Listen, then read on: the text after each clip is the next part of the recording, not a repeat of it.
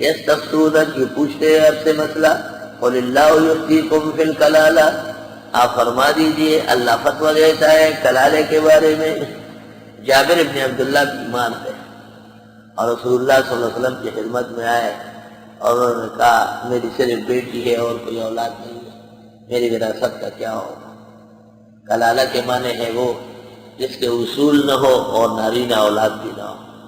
ان امرؤ ہلک، اگر کوئی آدمی مر گیا، لیس لہ ولد، اس کی اولاد نہ ہو، ولہ اخت، اور اس کی بہن ہے، فلہا نصف ما ترک، تو بہن آدھا لے گی اور آدھا بقیہ رشتہ داروں کو۔ وہو یرثھا، اور اگر بہن مری اور بھائی رہا وہ وارث ہوگا بہن کا، ان لم یکن لہا ولد، اگر اس کی اولاد ہی نہیں ہے۔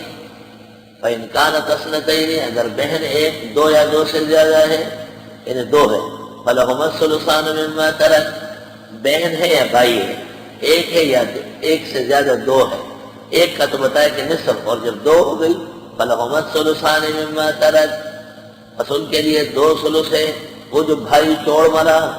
فإن كانوا إخوة رجالا ونساء، اور اگر ہے وہ رشتہ دار بہن بھائی مرد اور عورتیں، ایک سے زیادہ بہن بھائی ہے، ایک بہن ایک بھائی، دو بہن دو بھائی، فللذکر مثل حظ الانثیین، پس واسطے مرد کے حصے دو عورتوں کے ہیں۔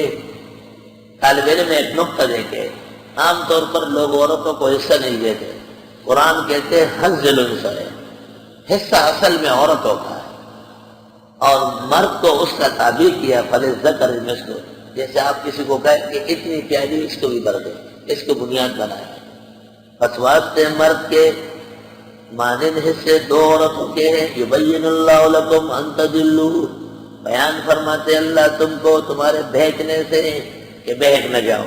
واللہ بکل شیء علیم، اور اللہ ہر چیز کے جاننے والے ہیں۔